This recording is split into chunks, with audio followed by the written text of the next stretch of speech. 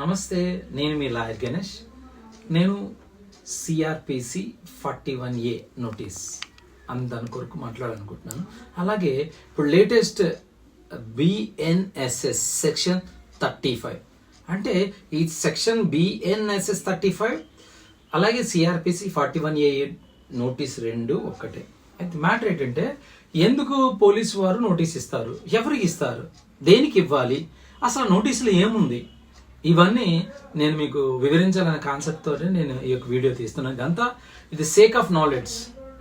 First of all తీసుకుంటే, ఒక నేరం జరిగింది, ఆ నేరం జరిగింది కాబట్టి ఒక వ్యక్తి మీద కంప్లైంట్ పోలీస్ స్టేషన్లో ఇవ్వడం జరిగింది. The lodge the complaint. అప్పుడు ఆ కంప్లైంట్ ఇవ్వడం వల్ల ఏమైంది, 7 years శిక్ష పడే అవకాశం ఉంది. అంటే ఆ జరిగిన నేరానికి 7 years 7 సంవత్సరాల లోపు శిక్ష పడే అవకాశం ఉన్న నేరాలన్నిటికీ ఈ యొక్క 41A నోటీసు పోలీసు వారు అవతల అక్యూజ్డ్కి ఇవ్వడం జరుగుతుంది. ఎందుకు ఇవ్వడం జరుగుతుంది అంటే, ఇలాగా మీ మీద ఒక కంప్లైంట్ వచ్చింది, మీరు ఒక నేరం చేశారని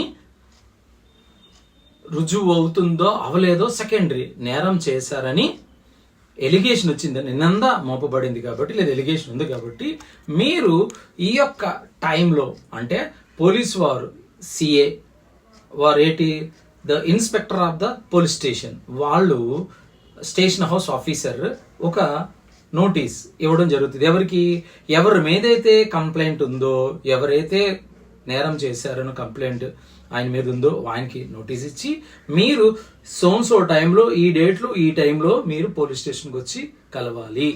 కలిస్తే ఆ యొక్క కేసు విషయంలో మేము కొన్ని అడగాలి, కొన్ని ఫ్యాక్ట్స్ నిజాలు తెలుసుకోవాలి అని ఒక నోటీస్ ఇచ్చినప్పుడు, ఆ నోటీస్ అందిన తర్వాత అవతల వ్యక్తి అక్యూజ్డ్ అనే పిలువబడే వ్యక్తి పోలీస్ స్టేషన్కి వచ్చి పోలీస్ వారి ముందు హాజరై వాళ్ళు వేసే యొక్క ఇన్వెస్టిగేషన్ సంబంధించి ఫ్యాక్ట్స్, కేసుకు సంబంధించిన వాస్తవాలను కనుక్కుని తెలుసుకున్న తర్వాత అప్పుడు యాక్చువల్గా అరెస్ట్ చేయాలి కాగ్నిజబుల్. కానీ 7 years లోపు వాళ్ళు 41A అంటే 35 నోటీస్ ఇచ్చి ఆ వ్యక్తికి అరెస్ట్ చేయకుండా ఛాన్స్ ఇస్తారు.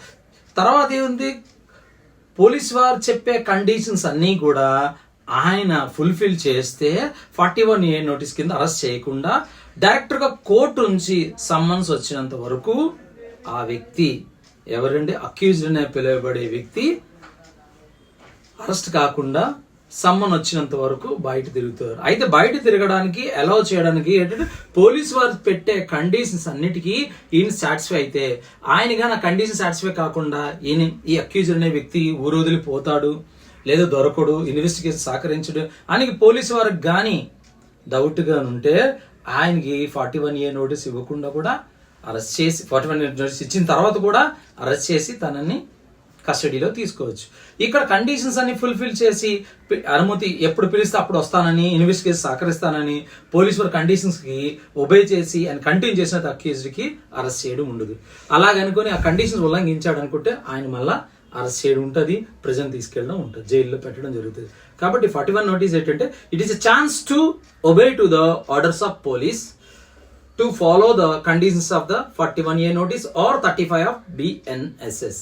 ఇలా ఫాలో అయి ఉన్నట్లయితే అప్పుడు కొంతవరకు అరెస్ట్ కాబడకుండా మన యొక్క డిగ్నిటీని ఆర్ ఈ యొక్క పోలీస్ స్టేషన్కి వెళ్ళి పోలీసుల వారికి సహకరించినట్లయితే మీరు అరెస్ట్ కాబడి జైలుకి తీసుకెళ్ళబడే అవకాశం లేకుండా ఉంటుంది.